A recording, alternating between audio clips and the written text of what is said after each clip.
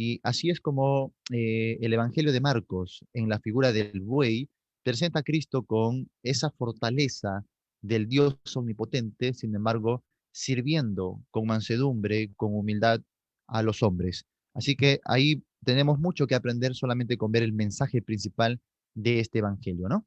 Hermanos, si alguno gusta, no ha visto el detalle de la mañana y quiere ver toda la introducción, puede ir entonces a nuestra sección de videos a ver la introducción a este Evangelio, o también lo estamos subiendo al canal de YouTube, canal Argumentos Bíblicos, como prefiera usted, y ahí puede beneficiarse de las enseñanzas que ya hemos comenzado, ¿no? Y en esta oportunidad, hermanos, vamos a los primeros 8 versículos de este Evangelio, un precioso Evangelio. Tenemos mucho, mucho que aprender de Cristo, porque hace un momento hablábamos de la gran necesidad. Hablábamos, hermanos, de cómo hacen falta siervos, pastores, misioneros. Algunos me escriben siendo ya miembros de una iglesia, pero que no tienen pastor. Esto es interesante, ¿no? Iglesias que no tienen pastor. Ya han sido establecidas, tienen un nombre, incluso tienen un local. Tienen un local, un terreno propio, pero no hay pastores. Esto es lo interesante, ¿no? Y bueno, tendríamos que orar y también prepararnos, porque la idea de orar es decir, Señor, aquí estoy, heme aquí. No es orar para que el Señor envíe a otros, amén, que levante a muchos, pero aquí estoy yo en primer lugar, preparado, dispuesto a ser usado por Dios. De otra manera, nuestra oración no es eficaz. Nuestra oración también se vuelve un poco hipócrita, ¿no? Estoy orando para que otros sirvan y yo no quiero servir. No puede ser, pues. Yo tengo que orar dispuesto a servir. Aquí estoy, Señor, para la gran comisión, para ganar almas, para ser discípulos, para participar en el establecimiento de más iglesias locales, para apoyar en el ministerio, en la enseñanza. Aquí estoy dispuesto, oh Señor. Esto es, creo yo, el mensaje central de esta gran comisión y a la vez gran necesidad. Entonces, tenemos que involucrarnos, número uno, porque es un mandato, porque es el encargo del Señor. Ojo que esto es lo que había en el corazón del maestro antes de ascender al Padre. Toda persona cuando ya va a partir de este mundo y tiene una oportunidad de dejarle un mensaje a sus seres queridos, ese mensaje va a ser lo que reine en su corazón. Y Cristo Jesús, cuando él estaba a punto de ir a la presencia del Padre, lo que reinaba en su corazón era la gran comisión. Imagino que en el interior de Cristo había este pensamiento, uno más, uno más para el reino, uno más para las moradas celestiales, uno más para adorar al Padre, uno más para glorificarle en su santa voluntad. Y estoy seguro de eso porque vemos al Señor ahí en la cruz, momentos antes de que Él diga, Padre, en tus manos encomiendo mi espíritu, Él dijo, hoy estarás conmigo en el paraíso. Y así que el autor de la vida, aquel amo y Señor del universo, aquel digno de la adoración y de la plestesía de la humanidad, está en sus últimos momentos de dolor ganando un alma para Cristo, para el reino, para su Padre, para el reino, ¿no? Entonces, Él está, hermanos, con el corazón siempre en uno más para el reino. Hermanos, que Dios nos halle, que el último minuto de nuestras vidas nosotros podamos partir de este mundo ganando uno más para Cristo. Ese debe ser nuestro anhelo de vivir y nuestra pasión por morir hasta el último minuto. Hermanos, ser la sal y la luz, ser los luminares en medio de la oscuridad, ser aquellos portadores de esperanza, ¿sí? Y que podamos decir, hoy estarás conmigo en la presencia del Señor. Hasta el último minuto tenemos oportunidad, hasta el último suspiro, hermanos, de participar en la gran comisión de Cristo. En la mañana vimos también el testimonio de Juan Marcos, preciosísimo. Si no estuviste, te lo perdiste, pero hay, gracias a Dios que hoy día tenemos tecnología, porque antes no podíamos hacer esto, ¿no? Predicábamos y el que se lo perdía ya fue, ¿no? Pero ahora no, ahora quedan grabadas, ahí están las enseñanzas, así que le animo a ver porque vimos la vida de Juan Marcos parecía que no pasaba el tiempo, de verdad, tan preciosa historia que el Señor nos ha dejado aquí, una historia de restauración, una historia de valor agregado, una historia de oportunidad, una historia de misericordia. Juan Marcos había abandonado al Señor, había abandonado la obra, dejó al apóstol Pablo, dejó a Bernabé, pero años más tarde está siendo restaurado. Bernabé trabajó en su vida, luego lo hizo el apóstol Pedro, y él entiende lo que es la restauración, él entiende lo que es la nueva oportunidad, él entiende lo que es ese amor denodado de servicio que Cristo ha hecho, y por eso que él quiere darle este matiz a su evangelio. Él quiere presentar a Cristo como el servidor. Mira, él pudo de repente pensar, porque es el primer evangelista, el primer evangelio que se escribió es Marco, y él pudo de repente pensar como Mateo, presentarlo como el rey, o como Juan, presentarlo como el hijo del Dios viviente, ¿no? Dios mismo, o de repente como Lucas, el ser humano perfecto. Marcos prefiere presentarlo como el siervo incansable de Dios, el siervo admirable, ¿no? Aquel que da su vida, aquel que no deja de hacer la obra, no deja de trabajar por amor a otros. Así que nuestra palabra clave en este estudio va a ser inmediatamente, ¿sí? Palabra clave, inmediatamente, porque Juan o Marcos, bueno, se llama Juan, tiene por sobrenombre Marcos, ya lo hemos visto. La idea de él es presentar siempre el aspecto más público de Jesús y su obra más práctica. De manera que tú vas a ver que continuamente dice, Jesús estaba haciendo esta labor, Jesús terminó de hacer esto y luego dice, inmediatamente salió para la región de allá, inmediatamente se levantó y comenzó a hacer aquello o comenzó a predicar, inmediatamente dejando esto partió para allá. Entonces vemos a un Jesús incansable. Si tú lees solo el Evangelio de Marcos, pareciera que Jesús no duerme. En serio, pareciera que Jesús trabajara las 24 horas del día, ¿no? Ojo, estamos hablando en su aspecto humano, ¿no?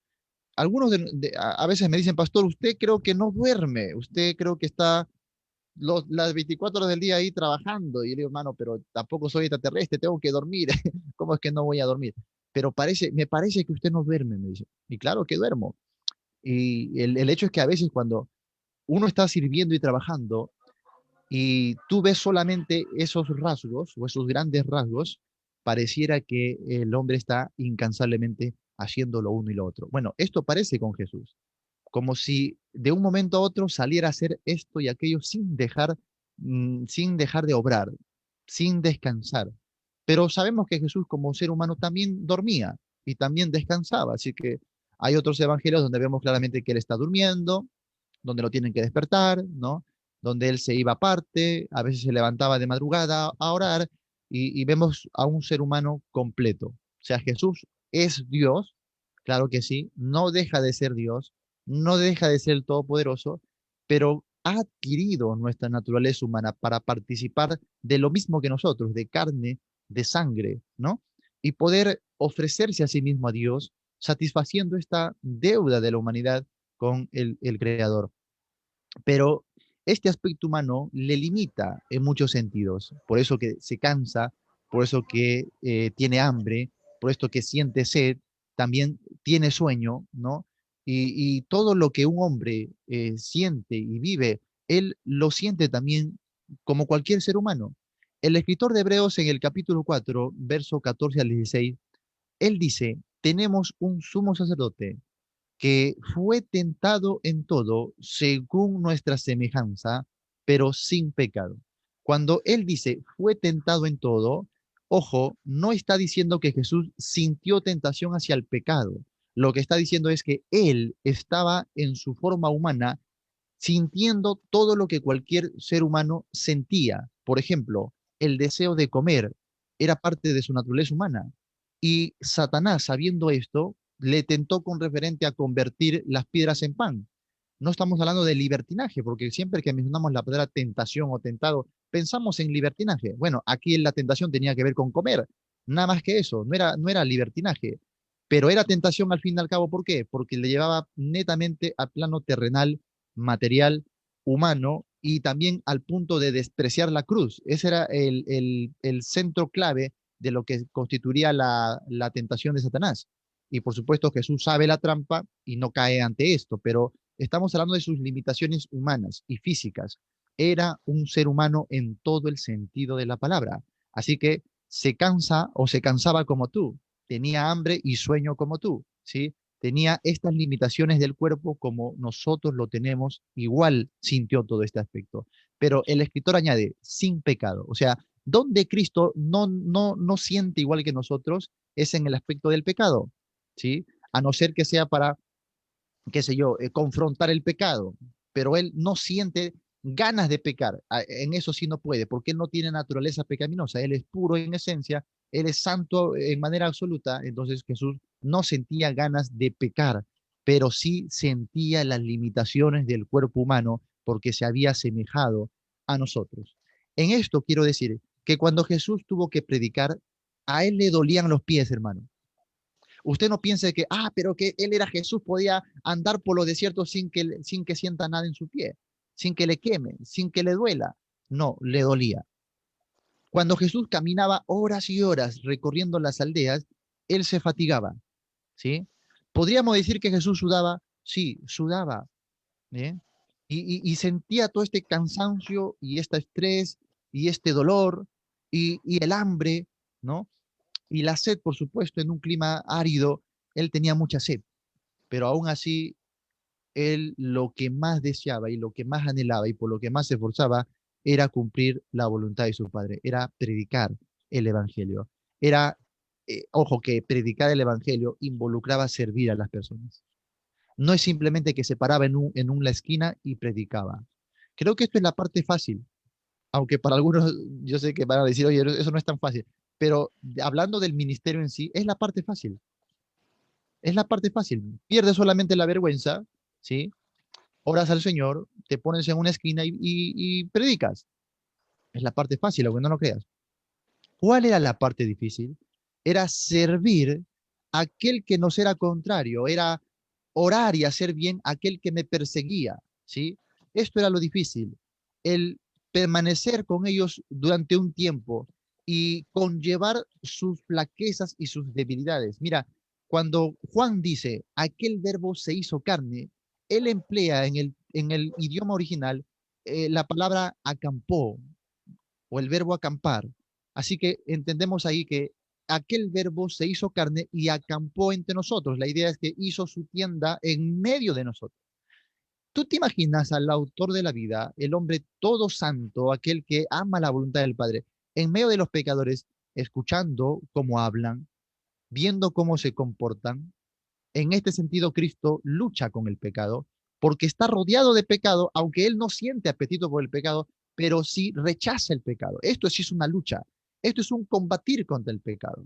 Aquellos que han estado en un círculo de, ya sea familiar o de amigos, pero que no aman al Señor, y usted sí ama al Señor, más o menos entiende un poco, porque usted si es cristiano, tiene al Espíritu Santo dentro y usted no se siente nada cómodo cuando a su alrededor las personas están pecando, están en libertinaje, están hablando barbaridades. Usted no se siente cómodo porque el Espíritu Santo está dentro de usted y le está guiando a las cosas de Dios, a la santidad, a agradar a Dios. Entonces tiene una lucha interna, ¿no es así? Todos me podrán dar fe de eso. Sentimos una lucha interna, pero sin embargo a veces estamos ahí por amor a las personas. Imagina a Jesús, que tiene la santidad perfecta, que tiene un corazón no como el nuestro, su corazón de él es puro, ¿sí? Y está en medio de los pecadores, ahí sobrellevando sus flaquezas, sus pecados, y en medio de todo eso que él tiene que soportar, no solamente, hermano, es como que alguien que dice, ya te soporto y ahí estoy aguantando, no, sino que le sirve, se entrega por amor, ¿no? Se da a ellos. Y esto es la parte interesante de predicar el Evangelio, de hacer discípulos, que uno tiene que negarse a sí mismo para pasar a servir por completo a los demás. Así que por eso Jesús le explica a los religiosos del momento, los que predicaban bonito, los que estudiaban día y noche, los que celebraban la liturgia y las ordenanzas, Jesús le dice, ¿saben quién es tu prójimo? Y cuenta la parábola del buen samaritano, y todo lo que cuenta ahí tiene que ver con acciones prácticas de ayuda al prójimo, ¿no? Encontrarlo a alguien, levantarlo, sanarle las heridas, llevarlo hacia un lugar, pagar un costo para que lo cuiden y para que le den posada y velar por su crecimiento, por su sanidad. Bueno, Jesús dice, esto es amor al prójimo, así que ve tú y haz lo mismo. Y esto es la parte difícil de la gran comisión. Ponerte a predicar en una esquina es la parte fácil, pero vivir para el prójimo es lo que Cristo nos pide y a veces eso implica sacrificio. Esto sí que implica sacrificio, porque uno tiene que no solo dar de su tiempo, uno tiene que dar también de su espacio, uno tiene que dar de sus recursos, tienes que invertir a veces para ayudar al prójimo, para servir a los demás. Entonces hay un costo por transmitir el Evangelio de Cristo, por servir. Así que Él nos da este ejemplo primero, ¿no? Hemos visto Filipenses 2, donde Él renuncia a sí mismo, ¿sí? En esta que conocemos como el vaciamiento, la kenosis de Cristo, Él se humilla a sí mismo para ser obediente a su Padre y servir a los demás. Él nos da el ejemplo del costo. A veces era humillación, a veces era maltrato, a veces era peligro de muerte, otras veces era escasez. Recuerda que él mismo dijo, el Hijo del Hombre no tiene ni dónde recordar o recostar la cabeza. Entonces implicaba muchas cosas cumplir con la gran comisión. Este es el ejemplo que vemos aquí en el Evangelio de Marcos. Un siervo incansable, un siervo sufriente, un siervo lleno de amor y por lo tanto es un siervo admirable. ¿Cuánto necesitamos el día de hoy siervos y siervas así? Que se den compasión para el reino de Cristo, que ayuden al prójimo, ¿sí? ¿Cuántos dirán, aquí estoy yo, Señor? No voy a esperar a que termine el mensaje, no voy a esperar a que me pidan levantar la mano. He comprendido que Cristo, mi Señor, vino aquí a servir. Él se dio por mí y hoy quiero identificarme con Cristo en el sentido más pleno. También quiero sacrificarme por la causa de Cristo. Y por eso que cuando Pablo entendió esta verdad, dijo, para mí el vivir es Cristo y el morir es ganancia. No sé lo que pase conmigo, decía Pablo ahí en el contexto, sea que yo salga con vida o que yo muera, la idea es que Cristo será magnificado en mi cuerpo. O sea, yo quiero darle a Él toda la gloria, aunque eso implique que me quiten la vida. Y entonces, si hermanos, tenemos una generación de creyentes con esta pasión, estoy seguro que el Evangelio de Cristo va a crecer. Y no necesitamos métodos, no necesitamos libros de crecimiento, no necesitamos manuales de autoayuda, no necesitamos ahí ¿cómo se llama? Estas instrucciones de guerra espiritual que sale bastante el día de hoy. No necesitamos estrategias, ¿sí? No necesitamos, hermanos, revelaciones místicas. No necesitamos nada. Necesitamos solamente ir a la Biblia, aprender de Cristo, como él mismo lo dijo, aprender de mí, que soy manso y humilde de corazón, y aprender del Maestro, y estar a sus pies y comenzar a imitarle en su obra, en su No, labor. Creo que voy al baño. bastaría, hermanos, con reflejar a Cristo, nos bastaría para poder nosotros el día de hoy también ser participantes de la gran comisión de Cristo. Así que, hermanos, que Dios me lo bendiga. Gracias por este tiempo que nos permiten llegar a ustedes con el mensaje y bueno, también teniendo cuidado ahí los que están en la plataforma del Zoom, cuidado con el micrófono para no hacer alguna interrupción, ¿sí? Bueno, entonces les decía que la palabra clave del Evangelio de Marcos es la palabra inmediatamente, ¿sí? Porque nos habla de este esfuerzo que denota el servicio, de hacerlo a veces negándose a uno mismo y sacrificándose en todo sentido. En el griego tenemos una palabra especial que se conoce como diáconos. Esta palabra no ha sido traducida en nuestro idioma, en nuestras Biblias actuales. En varias porciones lo vamos a encontrar tal y como es en el griego, diáconos. Si hubiese sido traducida esta palabra, leeríamos allí servidores, pero como ha sido transliterada nada más, leemos diáconos. Entonces, ¿qué significa la palabra diáconos? Ser un servidor, pero en su término original, la raíz de esta palabra quería decir los que levantan el polvo. Esto significaba. ¿Y qué idea nos da aquellos que levantan el polvo? Es por la rapidez de su servicio. Están tan dispuestos a hacer algo que cuando se les ordena, ellos dicen, voy inmediatamente. Y entonces salen corriendo, disparados a cumplir la gran comisión o lo que se les ha encomendado. Esto es lo que hacen los ángeles. A los ángeles se llama servidores, diáconos, aunque también el término ángelo significa mensajero. La idea es que están prestos en cualquier oportunidad para cumplir inmediatamente lo que se les ordene. Y entonces salen rapidísimo a cumplir su encargo. Esto quiere decir el término diáconos en nuestra Biblia. Entonces, como uno está de aquí para allá, cumpliendo una labor de servicio abnegado. Un rato está enseñando, otro rato está ayudando, otro rato ha ido a levantar a un necesitado. Entonces, está yendo de aquí para allá. Está sirviendo en las cosas más elementales como la limpieza, el mantenimiento, todo lo que conlleve servicio. Entonces, como sale constantemente rápido a cumplir sus funciones, levanta el polvo. Esto es el término diáconos en nuestra Biblia, que deberíamos, hermanos, entenderlo y comenzar a practicarlo el día de hoy. Porque si bien es cierto, diácono es un oficio dentro de la iglesia, eso es cierto, pero no se limita al oficio, porque el oficio recibe este nombre por el significado que tiene este nombre. Es decir, el oficio es una posición de servicio, es prácticamente servicio dentro de lo que es las cosas materiales, el servicio físico, ¿sí? Tú vas a Hechos capítulo 6 y vas a ver que el primer servicio que se hace es el repartir la comida, es el servir a las mesas, ¿no? Y ahí tenemos lo que algunos llaman los primeros diáconos o los diáconos primitivos, ¿no? No se les llama diáconos en este capítulo, pero se entiende por su labor que son esos. Entonces, con el tiempo, cuando se estableció un ministerio, un oficio dentro de la iglesia, se le puso ese nombre, el ministerio del diaconado o los diáconos simplemente.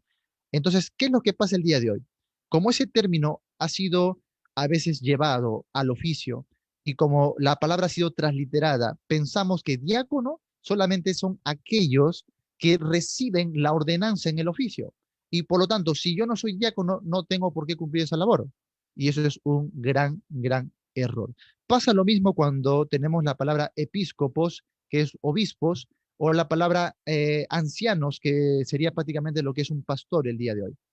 Este término, en su sentido más original, fue adaptado a aquellos que van a cuidar en una manera espiritual a los creyentes.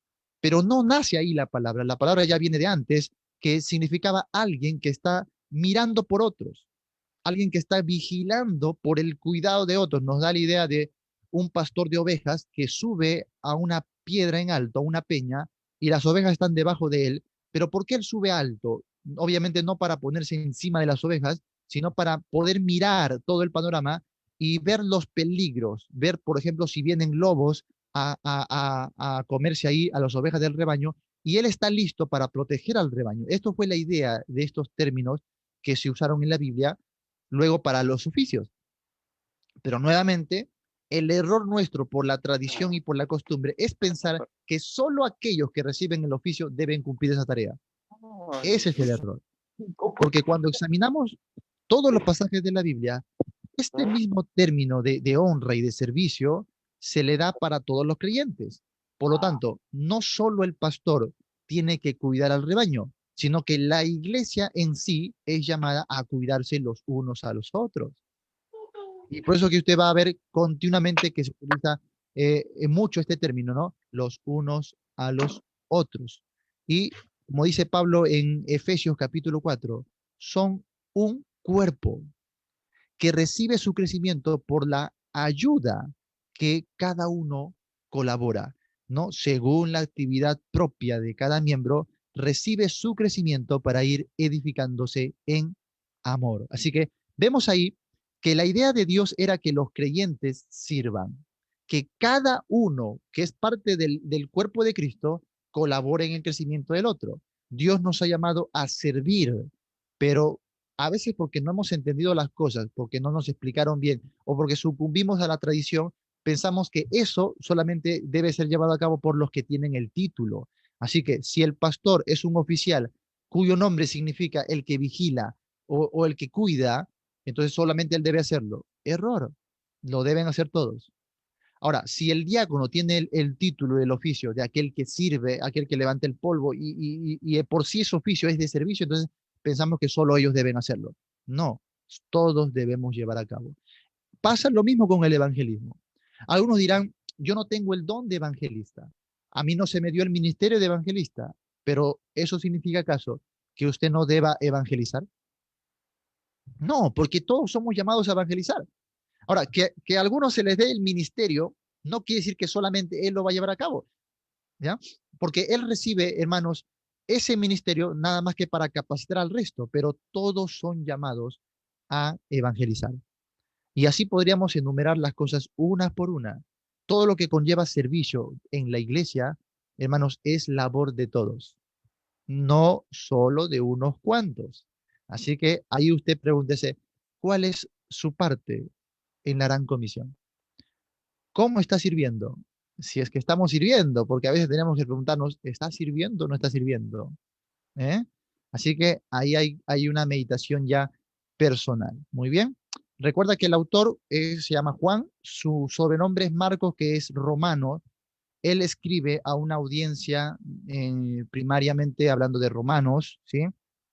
El tema principal, el siervo admirable o incansable de Dios. La palabra clave es inmediatamente. Y tenemos unos versos claves. Vamos al capítulo 8, verso 34 y verso 35. Marcos capítulo 8, verso 34 y verso 35, ¿ya?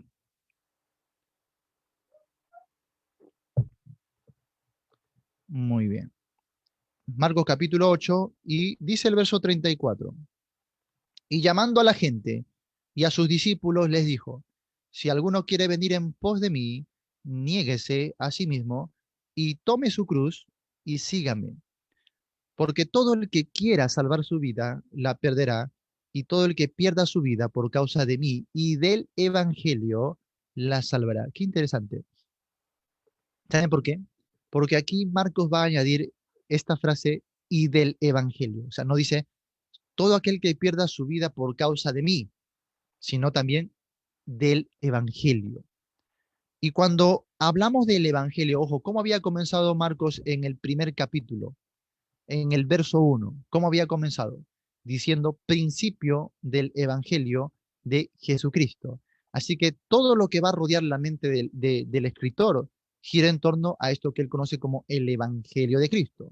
Originalmente esta palabra evangelión en el griego era más bien la recompensa que se le daba a alguien por portar buenas noticias. El evangelio en sí mismo era la recompensa que uno recibía al ser un heraldo, al transmitir una noticia, un mensaje, porque a veces estos mensajes salvaban vidas, estos mensajes salvaban reinos. Así que era la recompensa en sí. Pablo, por eso cuando habla del evangelio, dice es poder de Dios. Qué interesante. No, no solamente dice es buenas nuevas, sino es poder de Dios para salvación, de manera que el evangelio en sí mismo ya es la recompensa. Y esto lo entendió tanto Pablo que luego en 1 Corintios capítulo 9, él dijo, esa es mi necesidad primera. Ay de mí si no anunciare el evangelio. Yo pongo mi cuerpo en servidumbre, ¿no? Golpeo mi cuerpo y lo pongo en servidumbre para hacerme copartícipe del evangelio y ganar la corona, dice, ganar la recompensa, porque el evangelio tiene que ver con recompensa, porque es poder, recibimos gratificación, recibimos honor, pero también recibimos la honra de Dios al participar en el evangelio. Ahora, luego con el tiempo, esta palabra que significaba recompensa, pasó más bien a significar la buena noticia en sí. Antes era la recompensa por la buena noticia. Ya con el paso del tiempo se fue perfilando esto para llamar más que nada a la noticia. Lo llamamos ahora evangelio. Entonces, de manera que hoy la palabra evangelio lo conocemos como buenas nuevas. Buenas nuevas y al lado podemos decir buenas nuevas de salvación. En este caso es buenas nuevas de qué? De Jesucristo. Qué interesante. Es decir, el núcleo central de nuestro evangelio no se trata, hermanos, de ninguna otra persona, de ningún agente, no se trata de cosas, no se trata del mundo, no se trata, hermanos, de nada, sino solamente de alguien, que es Jesucristo. De manera que si el centro, el mensaje principal, el fin de nuestro evangelio no es Cristo, entonces no es el evangelio de Dios. Puede ser evangelio de otra cosa, puede ser un evangelio humanista, puede ser un evangelio diluido, puede ser un evangelio hasta de Satanás. ¿Tiene Satanás su evangelio o no? Claro que sí. Puede ser un evangelio torcido. Pablo lo dice en Gálatas capítulo 1. Un evangelio pervertido. Algunos pervierten el evangelio de Cristo, dice. Entonces, tengamos cuidado. Cuando queramos identificar el evangelio del cual la Biblia nos enseña, es aquel evangelio que presenta a Cristo. Algunos de repente se han limitado a pensar que el Evangelio es el mensaje de la muerte de Cristo. Y tomamos, por ejemplo, Romanos, no, perdón, Primera de Corintios, capítulo 15, Primera de Corintios, capítulo 15, Y vamos ahí a estos primeros versos que el apóstol va a decir. Por ejemplo, en el verso uno. Verso uno dice, además os declaro, hermanos, el evangelio que os he predicado. Ahí está, ¿no? El cual también recibisteis, en el cual también perseveráis. Ahí está el evangelio. Y dice, yo les voy a declarar este evangelio. Y entonces dice, verso 2, por el cual asimismo, si retenéis la palabra que os he predicado, sois salvos, si no creísteis en vano. Porque primeramente os he enseñado lo que asimismo recibí, que Cristo murió por nuestros pecados conforme a las escrituras, y que fue sepultado y que resucitó al tercer día conforme a las escrituras. Así que ahí tenemos la muerte, sepultura y resurrección de Cristo. Y cuando usted dice que esto es el Evangelio, está bien, pero no solo eso es el Evangelio, eso puede ser una parte de lo que sería nuestro Evangelio, pero estaríamos limitando mucho en sí el poder del Evangelio, porque el Evangelio, hermanos, no tanto se trata de una obra, el Evangelio se trata de una persona. El Evangelio es Jesucristo, hay que entender eso. Si no entendemos esto, no vamos a entender a profundidad la teología del Nuevo Testamento. Por ejemplo, si vamos a Romanos capítulo 1, antes que Pablo diga, no me avergüenzo de el evangelio, porque es poder de Dios, en el verso 16, vamos a ver los primeros versos. Romanos capítulo 1, dice el verso 1, Pablo, siervo de Jesucristo, llamado a ser apóstol, apartado para el evangelio de Dios. Interesante porque Marcos habla de el evangelio de Jesucristo y aquí se dice el evangelio de Dios, que él había prometido antes por sus profetas en las santas escrituras. De manera que, hermano, no podemos entender a profundidad el Evangelio si es que usted no es un estudioso de los profetas del Antiguo Testamento. ¿Me dejo entender? Justamente eso es lo que vamos a ver ahora en Marcos. Él también cuando habla del principio del Evangelio, inmediatamente cita a los profetas. Si no hay comprensión de los profetas del Antiguo Testamento, no se atreva a interpretar los evangelios, no se atreva a querer enseñar del Evangelio de Cristo, porque la raíz, el fundamento del Evangelio tiene su anuncio, tiene su base en los profetas. Por eso que Pablo dice, edificados en el fundamento de qué? De los apóstoles y añade, y profetas. Entonces, tenemos que no solamente conocer el fundamento de los apóstoles en el Nuevo Testamento, sino también lo que se dice de Cristo desde las escrituras del Antiguo Testamento. Curiosamente, es lo que hace Jesús cuando resucita y le explica a sus apóstoles o a sus discípulos. Por ejemplo, en Lucas habla de los del camino de Maús y Jesús dice que les abrió todas las escrituras, les abrió desde Moisés, ¿no? La ley, los profetas y los salmos, para hablarles del Evangelio. Así que esto es un dato importante para comprender bien la Biblia. Tenemos que estudiar los profetas del Antiguo Testamento. Si no, no vamos a entender a profundidad el Evangelio, que se trata más que de la obra, se trata de la persona de Jesucristo. Muy bien, ahora Romanos capítulo 1. Romanos capítulo 1. Dice entonces Pablo, siervo de Jesucristo, llamado a ser apóstol, apartado para el Evangelio de Dios, que él había prometido antes por sus profetas en las santas escrituras, acerca de qué, leemos ahí, acerca de su Hijo. De manera que no es que Cristo vino a traernos un mensaje, sino que Cristo es el mensaje, su persona en su ser entero y completo. Ahí está, acerca de su Hijo, nuestro Señor Jesucristo, que era del linaje de David, según la carne. Con esto en mente, vamos a Hebreos capítulo 1 también. Hebreos capítulo 1. Y vamos a ver ahí cómo Cristo, hermanos, es el Evangelio. Hebreos capítulo 1 dice el verso 1. Dios, habiendo hablado muchas veces y de muchas maneras, otra vez, en otro tiempo a los padres por los profetas. ¿Cuántas veces está usted remarcando esta palabra profeta? Profetars o propetils en el griego, más que nada tiene que ver con alguien que es un vocero, ¿no? Alguien que habla en nombre de otro, ¿no? El profeta hablaba en nombre de Dios. Está en Romanos 1, como lo hemos visto, está en Hebreos capítulo 1, lo vamos a ver cada vez que aparece la referencia al Evangelio de Jesucristo, ahí tiene que ver también los profetas. Pero sin embargo, él añade algo en el verso 12, dice, en estos posteros días nos ha hablado por el Hijo a quien constituyó heredero de todo y por quien asimismo hizo el universo. Qué interesante. Dios ha hablado muchas veces, ya dice, por los profetas, ¿no? De muchas maneras, pero en estos posteros días, ojo que a veces es muy necesario estudiar estas frases y palabras en su sentido más profundo, porque cuando el escritor dice en estos posteros días, uno pensará que se refiere a esos momentos nada más, pero no. Cuando él dice estos posteros días, se refiere a la dispensación completa. Quiere decir que Cristo no es que habló, sino que sigue hablando. Continuamente habla, está en un término presente continuo. Él está hablando. Esto es la idea. Ahora, no solamente eso, sino que en el griego no dice nos ha hablado por el Hijo. El artículo que se utiliza en el griego es nos ha hablado en el Hijo o nos ha hablado por Hijo. Y alguien de manera más asertiva dijo, nos ha hablado en hijo. Y esto creo yo es lo más adecuado, según el idioma original. Nos habló en hijo. Qué interesante, eso en nuestro español no tiene sentido, ¿no? No tiene mucho sentido y por eso que los traductores del español en las versiones modernas añaden ciertos conectores, a veces ciertos artículos, como para darle un sentido a la lectura. Entonces, como no tiene sentido para nosotros, nos habló en hijo, le añaden, nos habló por el Hijo.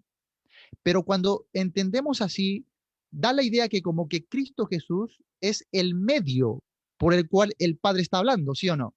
O sea, el Padre nos está hablando por medio del Hijo, pero la idea del autor no era esa. La idea del autor era que el Padre hablaba en el Hijo. Quiere decir que la palabra, el mensaje, el Evangelio era Cristo en esencia, su persona. Él es la palabra de Dios. De manera que el apóstol Juan inicia su evangelio diciendo, en el principio era el verbo, la voz de acción de Dios, la palabra, ¿no? Cristo es el verbo. Esto es prácticamente lo que está diciendo aquí el escritor de Hebreos. Él es la palabra de Dios. De manera que cuando usted llega al capítulo 4 y en el verso 12 dice, porque la palabra de Dios es viva y eficaz. Si tú ves todo el contexto, no se refiere tanto al canon, sino al mensaje de Cristo Jesús, a la persona de Cristo Jesús. Cristo en sí es suficiente para nuestra salvación, por esto que ahí también se le llama el autor y consumador de la fe. O sea, el escritor de Hebreos quiere presentar a Cristo como el todo. Hermanos, cuando tú estudias Hebreos se va a quedar maravillado. Por algo alguien le llamó el quinto evangelio a Hebreos, ¿no? El quinto evangelio, porque de verdad nos sigue hablando de Cristo, le sigue presentando como el suficiente y único Salvador, ¿no? Y la fuente de la salvación en sí, no solamente que Él viene y se da en rescate, sino que Él es la salvación. Cuando Juan entiende esto en su epístola, la primera de Juan, capítulo 5, verso 20, hablando de Cristo, dice, Él es la vida eterna. Qué interesante, ¿no? No dice, Él nos trae vida eterna, no, Él es la vida eterna y el Dios vivo y verdadero. Qué emocionante aprender cada vez más y más de Jesucristo. Por esto que Él también dice, el que tiene al Hijo tiene la vida, el que no tiene al Hijo no tiene la vida. Hermanos, hacer evangelismo no es simplemente cumplir una obligación, no es cumplir un ministerio, no es acallar ahí algunas voces para que no me molesten. Cumplir la gran comisión es identificarse plenamente con Cristo. Cuando uno está arraigado de esta manera, no puede vivir sin tener parte en la gran comisión. Por esto que Pablo dice, con Cristo estoy juntamente crucificado, ya no vivo yo, mas vive Cristo en mí. Lo que ahora vivo en la carne, lo vivo en la fe del Hijo de Dios, el cual me amó y se entregó a sí mismo por mí. El evangelio tiene que ser cristocéntrico o no es evangelio. Y esto hay que resaltarlo una y otra vez en un mundo donde el evangelio está tan diluido que las personas piensan que se trata de ellos mismos, donde las personas piensan que el evangelio es un negocio, donde se piensa que es un intercambio comercial con Dios, donde piensan que el evangelio es que usted sea sano de sus enfermedades, donde algunos están predicando que el evangelio es que usted sea próspero, que usted sea extremadamente bendecido en la tierra, y cómo se ha diluido el evangelio. No, Señor, el evangelio es Cristo y el ser humano le debe a Cristo adoración, le debe servicio, le debe entrega, ¿sí? Le debe alabanza. Esto es el evangelio. El centro del evangelio tiene que ser siempre la persona de Jesucristo. De manera que si usted no conoce a Cristo, no profundiza en la persona de Cristo, ¿cómo será un participante en la comisión de Cristo? Es más que aprenderme simplemente unos versos de memoria y unos pasos claves para evangelizar. Hermanos, tenemos que empaparnos de Jesucristo. Tenemos que predicar a Cristo. Tenemos que vivir a Cristo. Tenemos que demostrar a Cristo al punto de que tanta pasión por Cristo nos lleve a dar la vida por Cristo. Cristo es el mensaje en sí. Él es la palabra viva de Dios, palabra viva y eficaz. Ahora entiendes por qué muchas veces hay tantos y que incluso tienen ministerio que saben mucho de Biblia, pero no hay poder, no hay eficacia, no hay primer amor, ¿no? ¿Por qué? Porque estamos viendo la letra muerta, pensando que la palabra vía eficaz se refiere a un estudio del canon, cuando esto está hablando principalmente de la persona de Jesucristo. Así que hermanos, así tenemos que entender lo que es el Evangelio. Si hablaríamos en un contexto de doctrina, no se imagina la cantidad de pasajes que le sacaríamos para hablar en su extensión más amplia del Evangelio. En realidad es muchísimo, pero vamos a limitarnos en esta oportunidad a lo que Marcos nos testifica. Vamos ahí, Marcos capítulo 1, el Evangelio de Jesucristo, ¿no? Hemos visto el pasaje clave de el capítulo 8, versos 34 y 35, donde Jesús dice, si alguno quiere venir en pos de mí, niéguese a sí mismo. Y es interesante que después dice, oye, el que quiera salvar su vida la perderá, pero el que la pierda por causa de mí y del evangelio. ¿Has notado esa parte alguna vez en la escritura? Y del evangelio. ¿Cuántos el día de hoy confiesan a Cristo solo en el corazón? Bueno, yo no evangelizo, no participo, no voy a la iglesia, no hago discípulos, no estoy sirviendo, pero sí adoro a Cristo en mi corazón. Él sabe que yo lo amo, Él sabe que siempre pienso en Él, ¿no? ¿Y qué habría que decirle a estos hermanos? Con mucho respeto, qué mentiroso es usted, hermano, ¿no? Porque en la Biblia haya una relación entre el amor por Cristo y la obediencia a Cristo.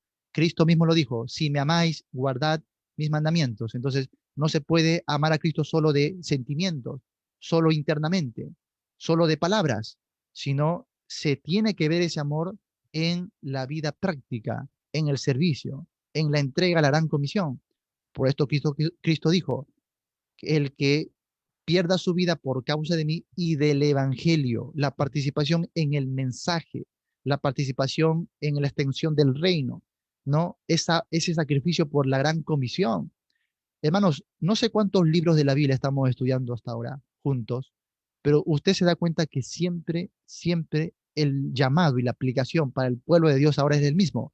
Si no se involucra en la gran comisión, no estás adorando a Dios, no estás sirviendo a Cristo, simplemente. Y el evangelio que vives es una mentira, es simplemente un engaño, ¿no? Es una religión más. Cristo lo dijo, por causa de mí y del evangelio. ¿Eh? No puedes decir que amas a Cristo, que conoces a Cristo y al mismo tiempo no participar en el evangelio de Cristo. No se puede. Eso es un engaño. Y lamentablemente, Satanás supo mover bien sus piezas para llevar a los creyentes a un mundo de religión y tradición donde el confesar a Cristo simplemente se queda en el corazón, pero ya no damos la vida por Cristo. Ya no nos apasionamos por Cristo, por ganar un alma, por hacer un discípulo, por servir apasionadamente en el reino de Cristo. ¿Sí? Así que, hermano, abre cualquiera de los 66 libros de la Biblia y vamos a llegar al mismo mensaje. La misma aplicación.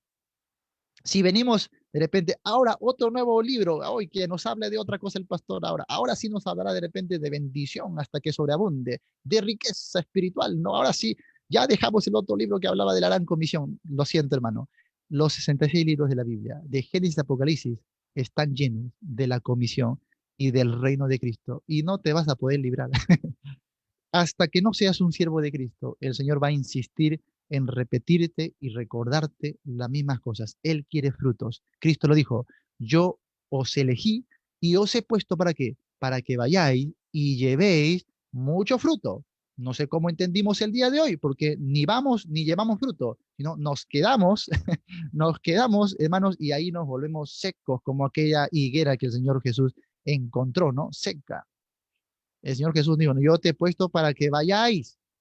Y ese término ir denota salir de la comodidad. No puedes ir si es que no dejas, ¿no? Salir de la comodidad, lo cual implica, como ya vimos, cansancio, fatiga, esfuerzo, sacrificio, inversión. Todo esto es amar a Cristo, hermano. Si usted, como le dije, ¿no? Solamente piensa que, no, en mi corazón sí le amo, en mi corazón pienso en Él, y ya sabe Él, yo oro cada día, le pido algo, y Él siempre, qué bueno me da. Hay veces que la gente identifica su nivel espiritual porque supuestamente recibe bendiciones. No, no, pastor, cuando yo le oro, Él me concede. Dios es bueno, Él sabe, y no está participando en la comisión de Cristo. Y a veces ya no sé cómo hacerle entender a algunos, ¿no? Pero hermano, Dios te ha llamado a servir. Sí, pastor, pero Dios me entiende, Él sabe que yo no tengo tiempo. Como si a ese hermano solamente le dio 12 horas, mientras que al resto nos dio 24 horas, ¿no? No, es que Dios sabe que yo no tengo tiempo. Dios mío, a todos se nos dio la misma hora y a todos se nos dio las mismas facultades humanas, capacidades, todos tenemos defectos, todos tenemos fortalezas, todos tenemos debilidades, todos lidiamos con aspectos terrenales, todos tenemos que sostener una casa, tener familia, todos sin excepción alguna. Entonces, ¿por qué unos se dan más que otros? Porque algunos han entendido mejor lo que es la identificación con Cristo. Algunos van entendiendo mejor lo que es el Evangelio de Cristo, lo que es que Cristo esté en el trono. Porque hermanos, desde Génesis, ya un día a los hermanos que estudiamos Génesis les mostré cómo, no hermanos en la época de los reyes, sino desde Génesis, ya se hablaba del cetro de Israel, de la tribu de Judá. Y cada libro de la Biblia, todos los libros apuntan a Cristo sentado en el trono. Eso es el Evangelio. Así que si tu Evangelio, tu congregación, tu predicador, tu doctrina no te lleva a esto, hermanos, no sé qué estás viviendo, pero no es el Evangelio de Cristo. Hemos cambiado y el Evangelio ya no es Cristo en el trono, sino es el ser humano en el trono, el creyente en el trono, ¿eh? El creyente en el trono. Hermanos, cambiemos de mentalidad ahora. Yo amo a los hermanos que, algunos con muy buena intención, siempre están velando porque uno se sienta mejor, ¿no? Y me dicen, si usted fuese sano, pastor, usted haría más cosas para el Señor. Y yo le digo, quizás si estuviese sano, no haría nada. Por algo el Señor, que nos conoce tanto, ha permitido lo que permite en nuestras vidas. Pero ¿cuál es la diferencia entre que yo no me queje de mi enfermedad y siga sirviendo sin excusas? Es que he comprendido que el Evangelio no se trata de mí, se trata de Cristo. El Evangelio se trata de Dios. Así que si me consumo, como dijo Pablo, en libación sobre el sacrificio y servicio de vuestra fe, lo voy a hacer con gozo, dice Pablo. Me voy a sacrificar, ¿eh? Porque entendí que no se trata de mí. Y si Cristo quiere utilizarme enfermo, ¿quién soy yo para condicionar y decirle, si me sanaras Dios, yo te serviría? No, no, no, no. No, no pretendamos saber las cosas mejores que Dios. De repente Dios permite eso en tu vida porque sabe que de otra manera ni te acordarías de Él. Así que a muchos le he dicho eso. Hermano, no diga eso, porque si no fuera por este mal, de repente yo ni estaría hoy enseñando del Señor, ni sentiría pasión y amor por tantas personas, o no me identificaría con los que sufre. Dios permitió cosas en mi vida porque yo tenía que entender que el Evangelio se trata del Señor, no de mí. Así que, hermano, renuncie a usted mismo. Deje de vivir el falso Evangelio. Deje de añorar bienestar para usted mismo y sanidad y tantas cosas que le prometen hoy en el mundo. Abandone todo eso. No estoy diciendo que el Dios de la gracia no es capaz de bendecirnos. Algunos piensan, pastor, ¿por qué usted no cree en Dios? Me dicen. Y piensan que uno está enfermo porque no cree en Dios. Y no es así. En todo caso, el apóstol Pablo que vivió enfermo tampoco creía en Dios, o Timoteo tampoco creía en Dios porque ellos vivieron también enfermos. No, no se trata de no creer en Dios. Creo que creemos en Dios más que cualquiera. Como le dije un día a una hermana, hermana, creo que yo tengo más fe que usted, con todo respeto. Porque mientras usted me dice, pastor, si, si usted fuera sano, serviría mejor. Entonces usted piensa que dependo de la salud para servir al Señor. Entonces mi fe es superior porque yo digo, enfermo, puedo ser usado por Dios, el Dios Todopoderoso, el autor de la vida, el que usa solamente a nosotros como instrumentos, en el estado en que yo esté, me va a usar con su poder. Entonces yo creo en ese Dios. No creo que mi Dios esté limitado al aspecto de mi capacidad o de mi salud. Yo creo que mi Dios puede, hermanos, volvernos instrumentos útiles a pesar de nuestras debilidades. Y eso debe darnos energía, valor, ánimo, para que sea como sea que está nuestra situación, sirvamos con pasión al Señor, amados hermanos. Que nada te limite en ese sentido, porque eres un llamado a servir. Y ahí está el ejemplo de Cristo. Y no me digas que a Cristo no le costó nada. Y no me digas que Cristo no tuvo que renunciar a nada. ¿Eh? Y no me digas que Cristo no tuvo que sufrir y padecer por eso. No somos mejores que nuestro Maestro. Si Él tuvo que padecer eso por el Evangelio, Él nos llama hoy a lo mismo, por causa de mí y del Evangelio. ¿Sí? Vamos a otro pasaje de Marcos que podríamos verlo como otro de los pasajes claves. Capítulo 15, verso 39. Marcos capítulo 15 y vamos al verso 39. ¿Sí?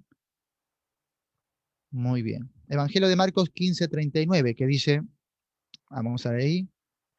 Dice, y el centurión que estaba frente a él, viendo que después de clamar había expirado así, dijo, verdaderamente, este hombre era hijo de Dios. ¿Qué entendemos por este matiz?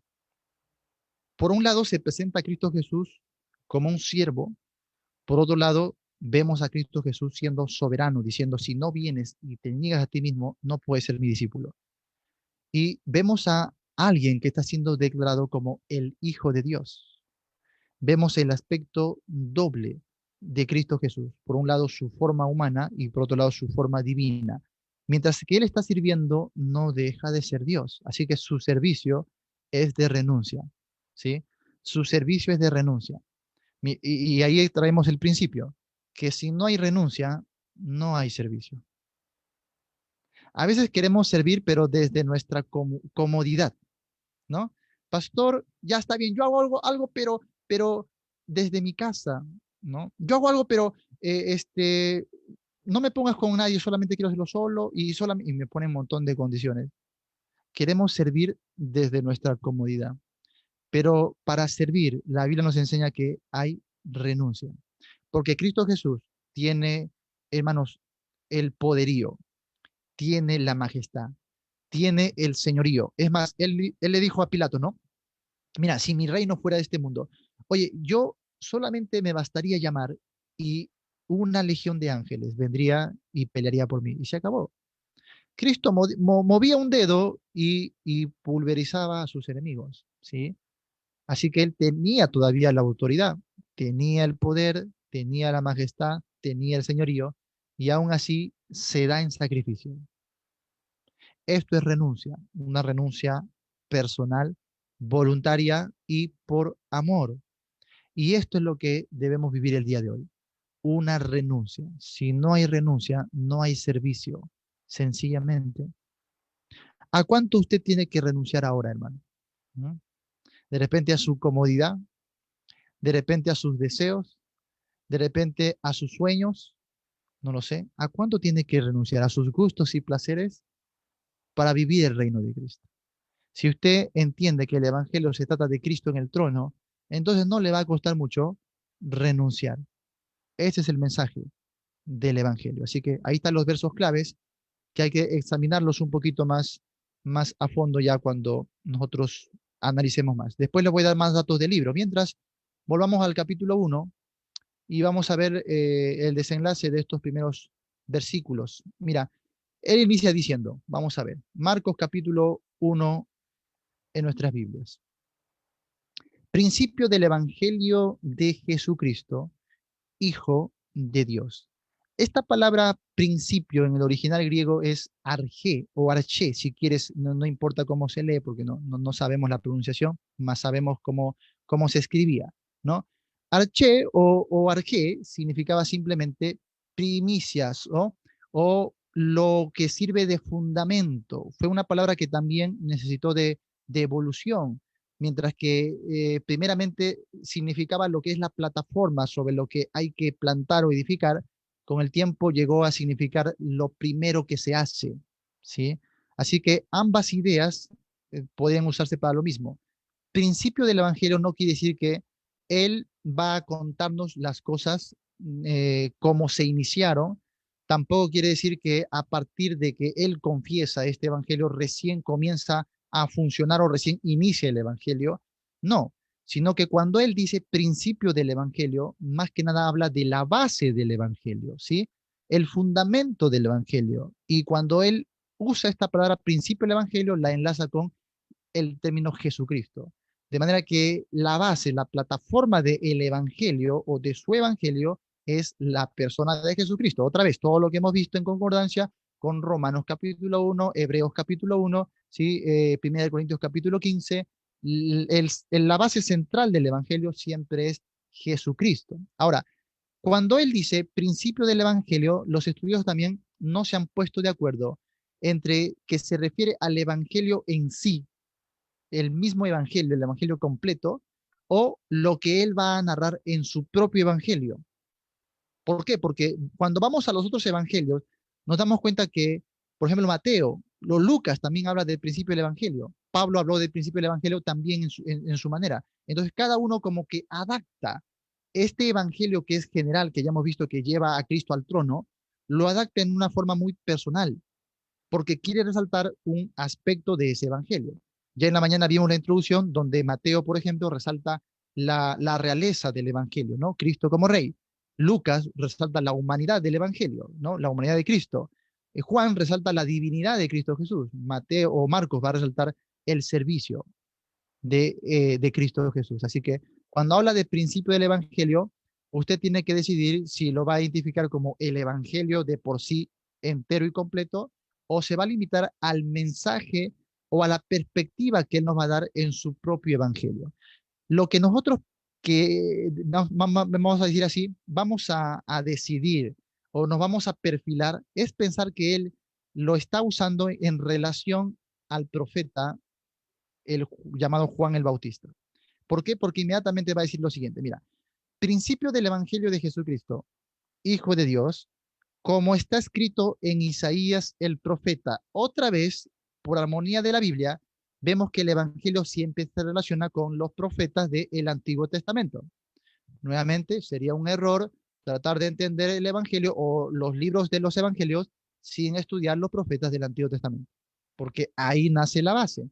De manera que cuando Marcos dice principio del Evangelio de Jesucristo, añade esto de como está escrito en Isaías el profeta. De manera que la base del Evangelio para Marcos no descansa en el momento que Cristo Jesús comenzó a hacer algo, sino ya desde antiguo, desde el anuncio de los profetas. ¿Sí? Vamos a ir ahí.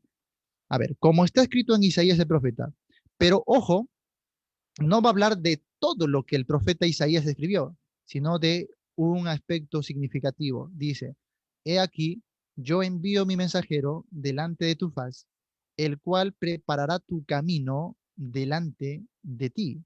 Voz del que clama en el desierto, preparad el camino del Señor, enderezad sus sendas.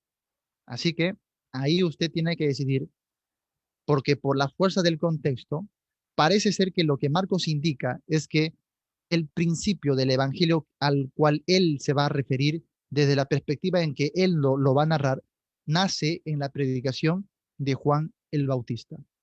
Ahora, recordemos algo. Juan Marcos había sido instruido por Pedro. Casi todos los estudiosos concuerdan de que Marcos, en viéndolo desde otro sentido, es el evangelio de Pedro. Que él, Marcos escribe, pero bajo la tutela de Pedro. Entonces muchos piensan que tenemos ahí lo que sería el Evangelio de Pedro. Ahora, ¿qué hay con esto? Si vamos al libro de Hechos, vamos al libro de Hechos capítulo 10, cuando Pedro comienza a predicar el Evangelio, vamos a ver ahí. Hechos capítulo 10. Mira, ve, Vamos al verso 36, verso 37, ¿ya?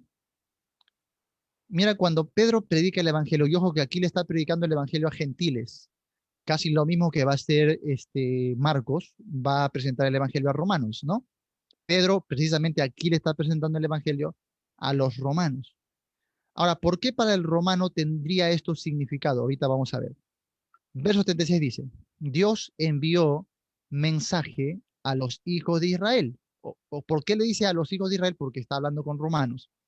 Anunciando que dice el evangelio de la paz por medio de Jesucristo. Ahí está la persona de Jesucristo. Este es Señor de todos. Qué interesante decirle a un romano que Cristo es Señor de todos. Esto es lo que dice, ¿no? Muy bien.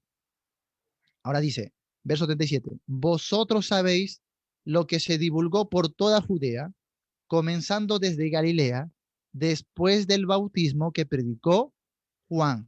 Y ahí tenemos la predicación otra vez de Juan el Bautista, cuando Pedro está predicando, anunciando el Evangelio por primera vez a un público romano. No sé si me dejo entender la idea, ¿no? Sabemos que Marcos escribe su Evangelio con la influencia de Pedro, con la tutela de Pedro, ¿ya? Ya eso en la mañana lo hemos visto. Entonces, vemos ahí que Pedro también inicia la predicación de su evangelio con la predicación de Juan el Bautista. Ahora, ¿por qué tendría esto relevancia para un romano? ¿Por qué? ¿Se ha preguntado esto? Número uno, ¿los romanos fueron testigos de la predicación de Juan el Bautista? ¿Sí o no? Pueden mover su cabeza así nomás. Sí, fueron testigos. Cuando Juan el Bautista comienza su ministerio, la nación de Israel estaba bajo el yugo de ¿quiénes? ¿De los babilonios? ¿De los persas? ¿De los griegos? ¿O de los romanos? De los romanos, pues.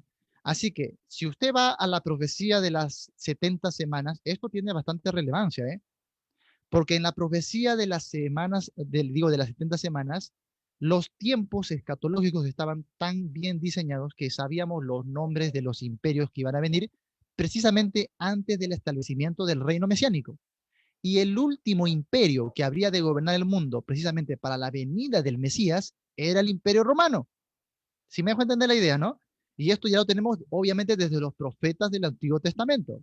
Entonces, ¿qué se les decía a los romanos? Porque el romano creía que su imperio era el que gobernaba el mundo. El romano creía que su emperador, el César, era el Dios encarnado, victorioso, que era amo y señor de todo el mundo.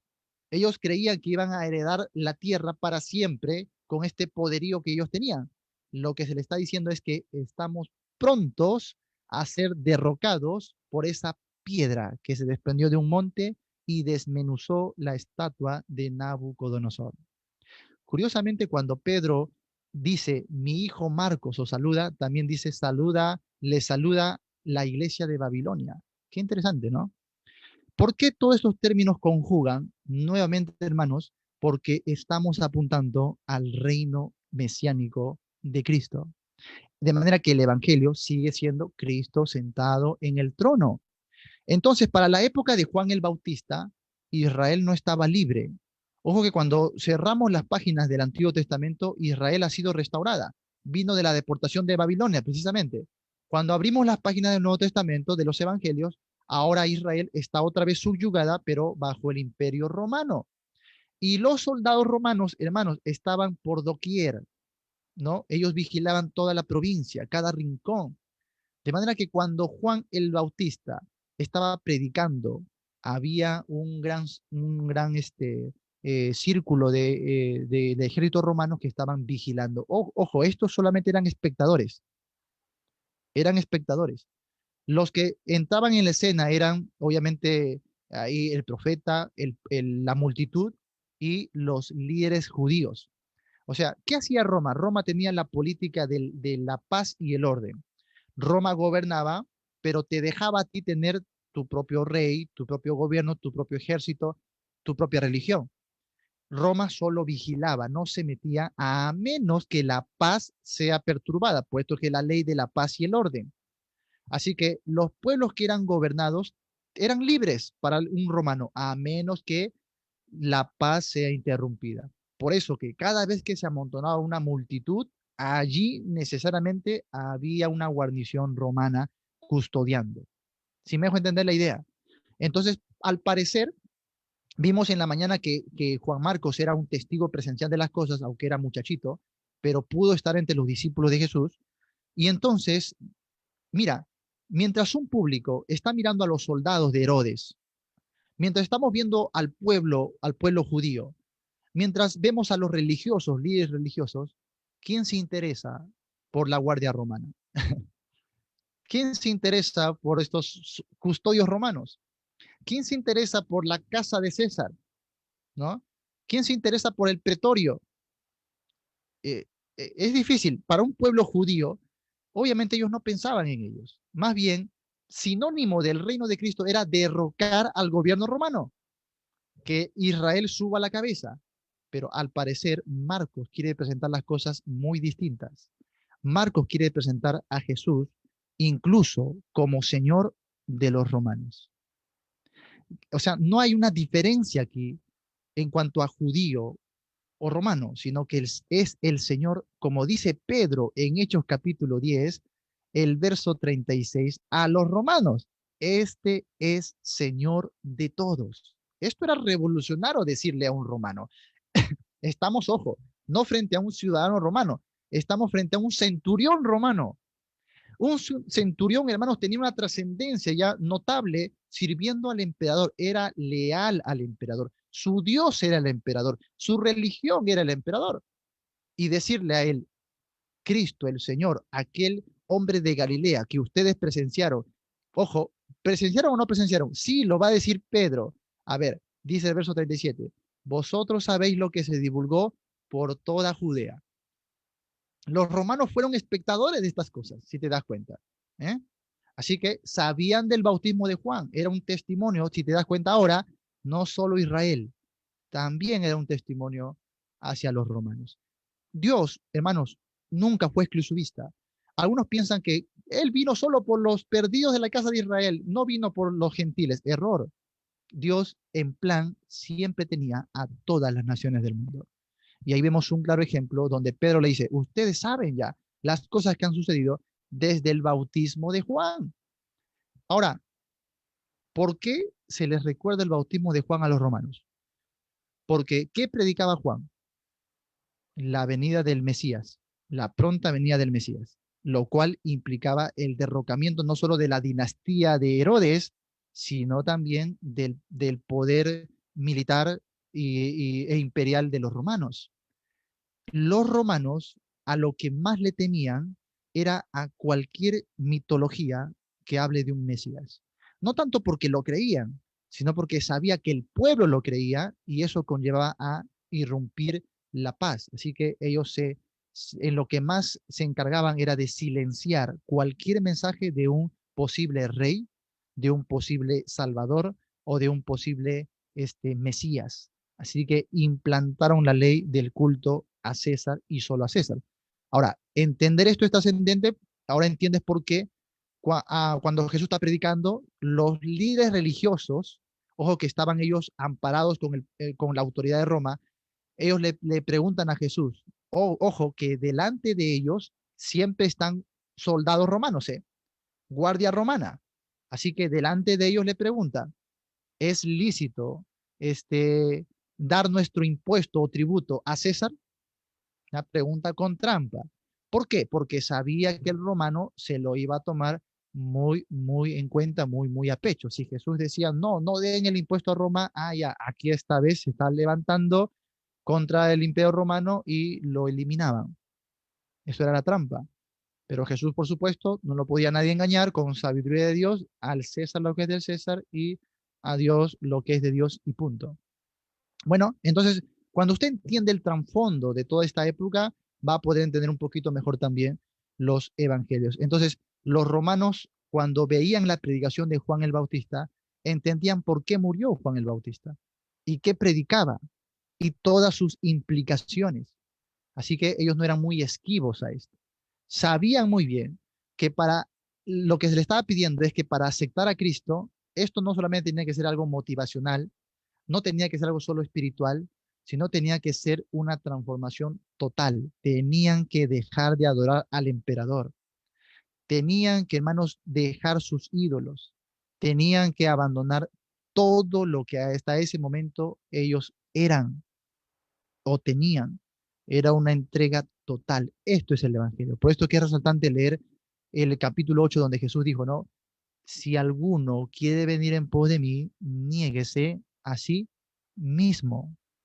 Esto es el Evangelio. Usted no puede servir a Cristo, usted no puede adorar a Cristo, usted no puede pedir la justificación en Cristo si es que antes no está dispuesto a renunciar a todo de sí mismo. Si usted pretende todavía quedarse con sus sueños, con sus deseos, con sus caprichos, con su bienestar, y usted sigue pensando en usted mismo, usted no entiende el Evangelio. Usted no está a los pies de Cristo. Primero, tiene que negarse a sí mismo. Así que este llamado o este inicio que Marcos hace, volvamos a Marcos capítulo 1, acerca de la predicación de Juan el Bautista, es muy, muy importante para todo el contexto que estamos observando y sobre todo para el público al que él quiere impactar. Básicamente, él quiere dar su evangelio a romanos, ¿sí? Muy bien. Ahora, vamos a ver, verso 4. Y ahí empieza ya con la narrativa, ¿no? Dice, bautizaba a Juan en el desierto y predicaba el bautismo de arrepentimiento para perdón de pecados. Y salían a él toda la provincia de Judea y todos los de Jerusalén, y eran bautizados por él en el río Jordán, confesando sus pecados.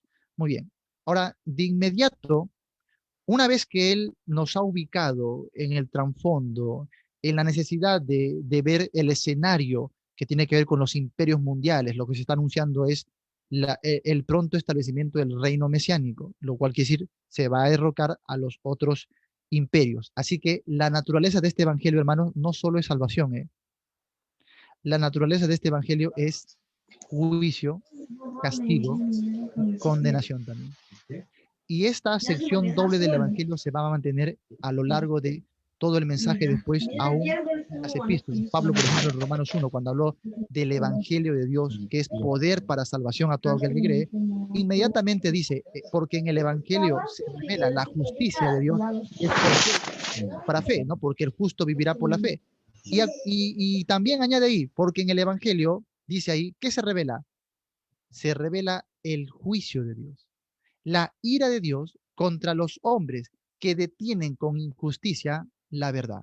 Entonces, el Evangelio siempre tiene una connotación doble. Anuncia salvación al que cree, pero también condenación al que no cree. Así que, hermanos, ojo que cuando estamos dentro del periodo narrativo de los Evangelios, no pensemos como pensamos en la época de la gracia. Tampoco tratemos de interpretar este pasaje de Marcos con nuestra mente hoy, que ya tenemos resuelto todos los misterios, ya tenemos las escrituras doctrinales, ya tenemos el Apocalipsis. En esta época, cuando Juan Marcos está escribiendo, no tenemos la revelación completa. ¿Sí me dejo entender?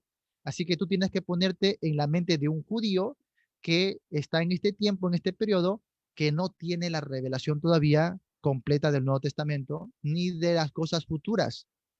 Así que ahí todavía no sabemos nada de iglesia, no sabemos nada de la gracia, no sabemos nada de arrebatamiento, no sabemos nada de las riquezas espirituales en Cristo Jesús, no sabemos nada de la herencia o coherencia de los gentiles con los judíos en un solo cuerpo, no hay nada de eso. Si usted no se despoja de este tipo de enseñanza de su mente al estudiar Marcos capítulo 1 y los evangelios, puede que va a cometer muchos errores de interpretación o no lo va a entender a profundidad. Porque cuando Marcos comienza a narrarnos lo que sucedía en esta época, el evangelio tenía una connotación territorial, tenía una connotación de guerra, tenía una connotación de pueblo físico y terrenal. Entonces, cuando se le anuncia el evangelio al pueblo o cuando Juan el Bautista está diciendo arrepentíos, no es el mismo arrepentimiento en el sentido que nosotros buscamos a los hombres hoy para decirle arrepiéntete de tus pecados, sino que en este momento es, ya viene el Mesías y el Mesías ¿a qué viene? A traer fuego, viene a traer castigo, viene a traer juicio. De manera que es prácticamente lo mismo que vemos en el Antiguo Testamento con los simbolismos del juicio. Por ejemplo, Sodoma y Gomorra. ¿Qué se anunciaba para este pueblo? Fuego, juicio, castigo, muerte. ¿Qué tenía que suceder? para que no sucumban ante este castigo, simplemente vivir en la justicia de Dios. ¿Y qué era la justicia según todo el panorama bíblico? La fe. Hombres de fe, de manera que el único hombre de fe que se halló ahí era Lot. ¿No es así? Era Lot. Y ahí tenemos el claro ejemplo de lo que un judío entiende de redención. Es escapar del fuego, escapar de la destrucción.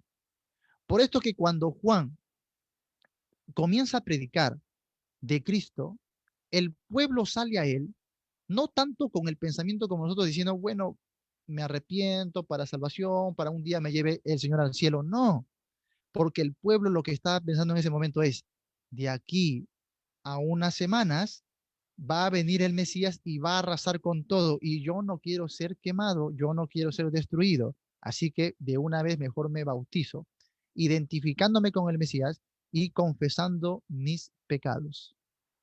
¿Sí? ¿Me dejo entender la idea?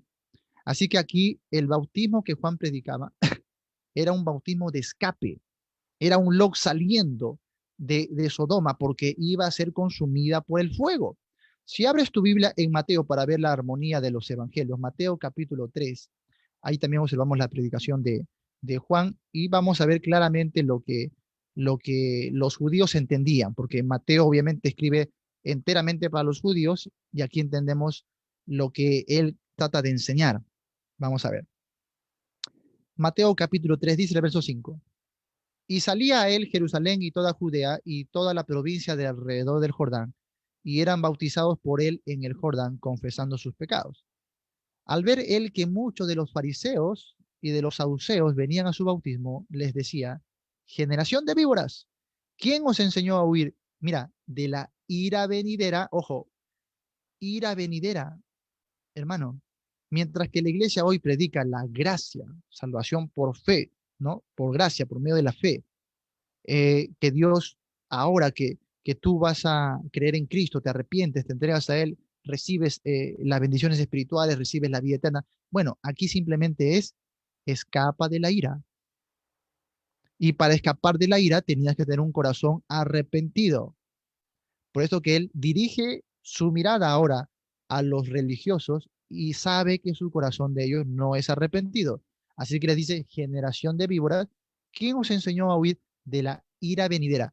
Ojo, esto de la ira venidera, si tú lo entiendes con tu mente actual, obviamente tú vas a pensar en la segunda venida, pero en esa época no era así. En esa época ellos no pensaban en primera y segunda venida, nada de que arrebatamiento, nada de esto. Lo que Juan estaba teniendo en mente ahora era que de inmediato iba a venir el juicio ya, a poco de unos días o unas semanas. ¿Por qué crees que luego, cuando a Juan lo encarcelan y sabe que lo van a matar, él manda a dos de sus discípulos a preguntarle a Jesús, ¿eres tú el que ha de venir o es otro? Muchos tienen esa pregunta, ¿no, pastor? ¿Por qué Juan dudó si Jesús era o no era él? ¿Saben por qué? Porque la revelación de Juan era limitada. No es la misma revelación que tenemos usted y yo. Tienes que entender a Juan desde su punto de vista, desde lo que a él se le reveló. Y a Juan se le reveló que directamente la segunda venida de Cristo.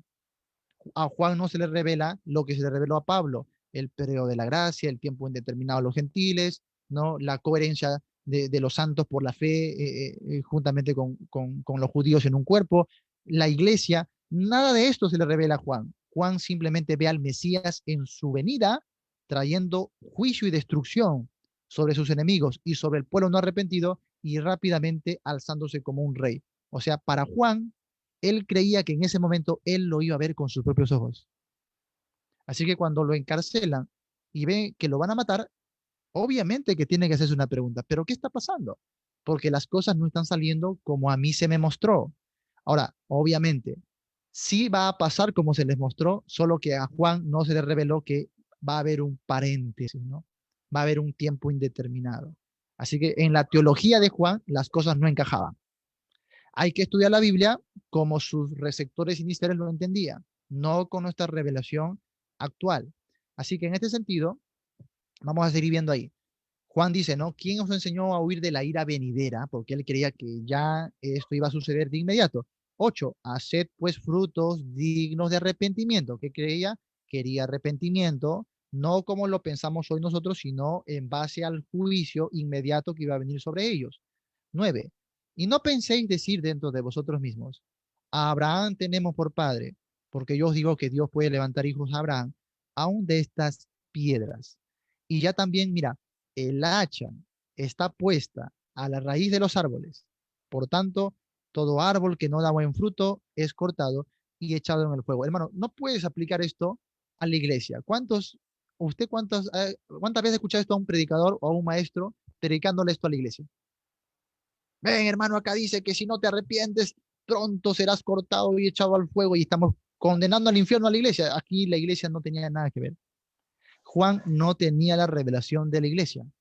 Aquí Juan le está hablando al pueblo, a los líderes religiosos de Israel, porque él piensa en este momento que la ira de Dios ya se iba a desatar sobre ellos. Ya el juicio era inminente. Por eso dice, ya también el hacha está puesta a raíz de los árboles. Como decir, ya está todo listo, ¿eh? Ya está todo listo. No faltaba nada para Juan, ¿te das cuenta? Juan no dijo, espera un momento, que falta todavía 2000 años o más de 2000 años, falta todavía los gentiles. No sabía nada de eso. Así que para él ya se iba a cumplir el juicio de Dios, ¿sí? Seguimos viendo, verso 11. Yo a la verdad os bautizo en agua para arrepentimiento, pero, contraste, el que viene tras mí, así, ahí nomás, ya estaba pronto, cuyo calzado yo no soy digno de llevar, es más poderoso que yo. Él os bautizará en Espíritu Santo y fuego. Nuevamente, un error de aplicar esto a la iglesia cuando aquí la iglesia nada tiene que ver, ¿sí?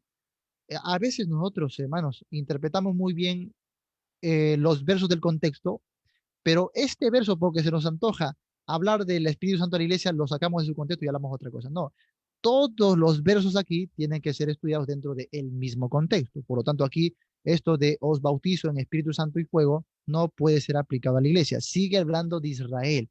¿Pero a qué se refiere entonces? Nuevamente, se refiere a la venida, la manifestación del Mesías en poder, en gloria, con el poder del Espíritu Santo. ¿Qué es lo que va a traer? Por un lado, avivamiento al remanente, por esto que el remanente va a ser bautizado en el poder del Espíritu Santo, pero también va a traer juicio con ese mismo poder, fuego y juicio y condenación a los que no se han arrepentido. Así que esto es otra vez juicio de Dios. Y mira, el verso siguiente lo vuelve a corroborar, verso 12.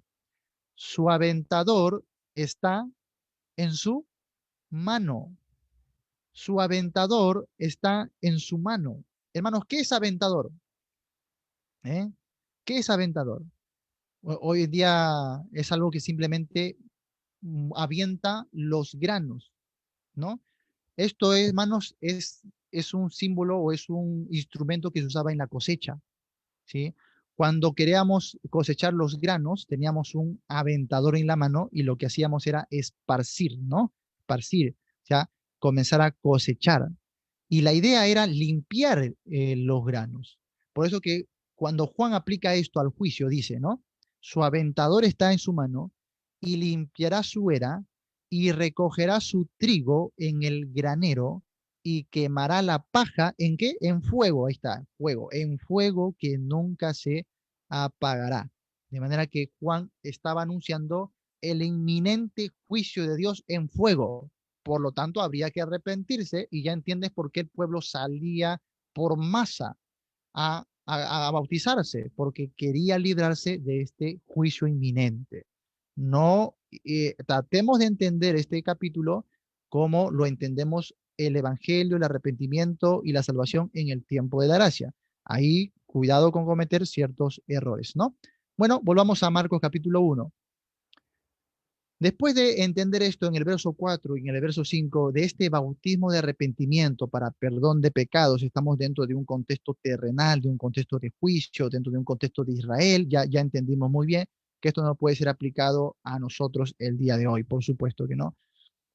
Vamos al verso 6, dice, y Juan estaba vestido de pelo de camello y tenía un cinto de cuero alrededor de sus lomos y comía langostas y miel silvestre y predicaba diciendo, viene tras mí el que es más poderoso que yo, a quien no soy digno de desatar, encorvado la correa de su calzado. Y yo, la verdad, os he bautizado con agua, pero él os bautizará con Espíritu Santo. Bueno, Si tú lees solamente esta porción sin su armonía, como hemos visto en Mateo capítulo 3 y los otros evangelios, no lo entendemos en plenitud, ¿no? Pero ya entendimos muy bien el contexto, el trasfondo y a qué se refiere él con esto de bautizará con Espíritu Santo. Muy bien. Así que, nuevamente, en el verso 6 se hace una breve descripción de las características de Juan. En otro evangelio se va a hacer un poquito más larga, pero aquí, ¿por qué se identifica a Juan o por qué es necesario resaltar esto de que estaba vestido de pelo de camello? Tenía un cinto de cuero alrededor de sus lomos y comía langostas y miel silvestre. ¿Por qué se resalta esto de Juan? Porque se está haciendo una comparación, una analogía entre Juan el Bautista y el profeta Elías. Los judíos creían que antes de la llegada del Mesías, primero se iba a manifestar Elías. Algunos creían que esto era en forma simbólica y algunos creían que era en forma literal. O sea, algunos creían que literalmente Elías iba a venir pues en su carro de fuego, iba a descender. Recuerda que Elías ascendió al cielo sin morir. Entonces creían que él iba a venir literalmente a predicar, ¿no? Entonces, algunos no, algunos decían no, esto es en forma simbólica. O sea que va a venir un predicador como Elías. Parecido a lo que Moisés dice, se levantará un profeta como yo. No es Moisés mismo, sino que es un profeta como yo. Pero un grupo de los judíos también interpretaba de que era Moisés mismo quien se iba a aparecer a predicar, ¿no? Bueno, había muchas interpretaciones en la época. Por algo, cuando Jesús les pregunta a sus discípulos y le dice, ¿quién dice la gente que soy yo? ¿Qué le responde? Bueno, algunos dicen que tú eres Elías, otros dicen que tú eres Moisés, ¿no? El profeta, ¿no? Y Jesús dice, ¿y ustedes quiénes dicen que soy? ¿Quién dice que soy yo? No, tú eres el Hijo de Dios viviente, ¿no? Tú eres el Cristo. Bueno, entonces entiende el pensamiento de las personas de la época, no es igual al pensamiento que tenemos nosotros. Así que lo que los evangelistas están haciendo es comparar a Juan el Bautista con Elías. Por supuesto, no es la reencarnación de Elías, tampoco es que tiene el espíritu de Elías, ¿sí? Esto es un hebraísmo para simbolizar que se está cumpliendo parte del ministerio, o sea, de lo que estaba profetizado en el simbolismo de Elías. O sea, no es que literalmente Elías iba a venir, sino que va a venir, en este caso, un profeta como Elías, con sus características, con su denuedo, porque Elías era de todos los profetas, Elías fue el más guerrero, hermano, ¿no? El más eufórico, el más iracundo, no lo sé, y de acuerda en el Monte Carmelo, cuando venían con el ejército a buscar a Elías, Elías decía, descienda fuego del cielo y los consumía todos. Tremendo, ¿no? Entonces la idea es que se compara el carácter de Juan el Bautista con el carácter de Elías. Y hay una profecía, por supuesto, en Isaías que decía que era Elías que iba a preparar el camino al Señor. Ahora, ¿significa eso que tenemos que el día de hoy esperar la venida de Elías? Tenemos que esperar la venida de Elías antes de que vuelva el Señor en su segunda venida. No, porque el Señor Jesús lo va a decir también en el Evangelio. Vamos a ir, por ejemplo, Mateo, Mateo capítulo 17, verso 12. Jesús dice, mas os digo que Elías ya vino, ¿no? Ya vino en tiempo pasado y no le conocieron, sino que hicieron con él todo lo que quisieron, así también el Hijo del Hombre padecerá de ellos, ¿no? Y también en Marcos 9:13 se repite lo mismo, el mismo autor Marcos. Pero os digo que Elías ya vino y le hicieron todo lo que quisieron, como está escrito de él. ¿A quién se refiere? Por supuesto, a Juan el Bautista. Así que no es que Elías literalmente tenía que venir, sino que se refería proféticamente a la voz de Juan el Bautista, ¿sí? Y bueno, entonces así inicia el Evangelio de Marcos, presentándonos el ministerio de Juan el Bautista por todas las razones que ya hemos en esta hora disertado. Hermanos, ¿qué aprendemos devocionalmente de este pasaje? En primer lugar, lo que ya hemos resaltado, el Evangelio de Cristo implica, hermanos, no solo creer en Él, sino, como dice Pablo, padecer por Él. El Evangelio de Cristo, creer en Él, amar a Cristo, no solamente implica creerle para ser salvo, ¿sí? Y estar contento con mi salvación, sino compartir esa salvación con otros. El Evangelio no es tanto el mensaje o las obras, sino es Cristo, su persona. Hacer la gran comisión es identificarse plenamente con Cristo, ¿sí? Luego, en segundo, hermanos, tenemos que aprender que para vivir el Evangelio de Cristo el día de hoy, necesitamos renuncia, necesitamos sacrificio. Y aquí vemos que Cristo es el primer ejemplo de esto. Luego tenemos otro ejemplo en Juan el Bautista, para que él cumpla su labor. Ojo que aunque no se le dio la revelación completa, hermano, no necesitas entender todos los misterios. Juan no sabía todos los misterios, pero fue fiel a su llamado. Usted no necesita entender todo de la Biblia. Usted lo que necesita es ser fiel a su llamado. Y así como Juan, que le costó andar en los desiertos, ¿sí? Que le costó estar vestido de pelo de camello, que el escritor de Hebreos en el capítulo 11 va a resaltar, de algunos se fueron vistiendo de aquí para allá errando, dice, vestidos de pieles de animales, ¿no?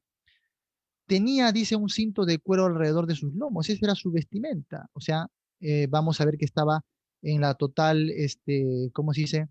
O sea, lejos de toda vanidad, lejos de toda comodidad. Su dieta, ¿qué era? Langostas, miel, no tenía manjares. Hermanos, implica el sacrificio. El día de hoy, si queremos cumplir nuestro llamamiento, que no es el mismo que Juan el Bautista, por supuesto, pero sí es algo muy especial. Hoy somos llamados a la gran comisión de Cristo, que es hacer discípulos.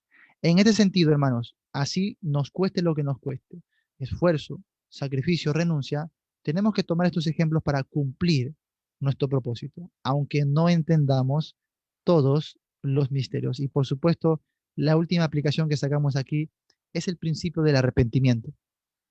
En el Antiguo Testamento, Dios pedía arrepentimiento. Basta con sacar el ejemplo de Jonás y la ciudad de Nínive. Y lo interesante, hermanos, lo interesante es que cuando Jonás llega a la ciudad de Nínive, no les predica arrepentimiento. Dios sí buscaba el arrepentimiento de ellos. Jonás conocía a Dios y sabía que Dios era capaz de perdonarle. Por esa razón es que Jonás no quiere predicarle a Nínive. No es como algunos dicen que Jonás tenía miedo. Ay, Jonás se avergonzaba, Jonás tenía miedo. No, señor. Si había un creyente en Dios, ese era Jonás. Creo que Jonás creía más en Dios que lo que tú y yo creíamos, porque él dice, yo conozco cómo tú eres, un Dios, así como eres temible para el castigo, pero eres también tardo para la ira y pronto en misericordia. Conocía muy bien a Dios. Y como conocía a Dios, Jonás dice, no voy a predicarle. ¿Saben por qué? Porque él quería fuego para los de Nínive. Él quería el castigo, no quería que se arrepientan. Ahora, Dios prácticamente lo obliga a ir, lo manda en submarino, ¿no? Hasta Nínive. Él termina por predicar a Nínive, pero lo interesante es que no le predica arrepentimiento. Busca el libro de Jonás y vas a ver que ellos no le dicen, oye, arrepiéntase. No, no, no. Él les dice, de aquí a 40 días, Dios va a destruir esta ciudad. Lo que le predica es destrucción, maldición y castigo. O sea, él pensando de que, bueno, simplemente cumplo con mi deber de anunciarles y espero ese día y que Dios los termine por consumir a todos en fuego. Eso quería. Interesante, ¿no? ¿Se puede predicar sin amor? Sí, y hasta uno puede predicar con odio en el corazón. Porque esto es lo que tenía Jonás. Por su celo nacionalista tenía odio contra los asirios, ¿no? Y quería su muerte y destrucción. No predica arrepentimiento, pero ¿qué es lo interesante de la historia? Que el pueblo, al enterarse del juicio de Dios, se arrepiente. Y el Dios de toda misericordia y de consolación no lleva a cabo su juicio, sino que los perdona. Qué interesante. Esto es lo que tenemos con Juan el Bautista. Juan el Bautista, hermanos, está predicando juicio, condenación, pero sí dice que tienen que arrepentirse. ¿Sí? El día de hoy, las cosas no han cambiado en cuanto al principio de arrepentimiento. Así como en el antiguo se solicitaba arrepentimiento, en el nuevo, hasta el día de hoy, Dios sigue buscando arrepentimiento del ser humano. Mira, Dios no busca perfección. Dios no busca que usted comience a hacer las cosas ahora sí de manera santas y perfectas. ¿Cuántos en la religión se esfuerzan? Ahora sí voy a cambiar, voy a hacer esto. No, no, no. Dios lo que precisa de ti es arrepentimiento. Así que si hoy tú te das cuenta de tu condición delante de Dios, que estás lejos de la comunión con Dios, que no tienes una relación estrecha con Él, que estás bajo la ira, bajo el juicio de Dios y precisas arrepentimiento, no tardes en hacerlo. Arrepiéntete porque hoy Cristo ya pagó ese precio por nuestros pecados que nosotros tendríamos que haber pagado, pero Él ya pagó, ya la deuda está satisfecha. Solamente precisamos fe en el Hijo de Dios. Él es el Evangelio en sí. Así que si usted hoy acepta a Cristo con un corazón arrepentido, Dios promete no solo perdonarle y limpiarle, sino darle vida eterna y hacer de usted una nueva creación. A partir de eso, Dios le dará un nuevo propósito de existencia en este mundo. Espero que hagas esta decisión tan clave y tan fundamental para tu vida y para los tuyos el día de hoy. Que Dios te bendiga.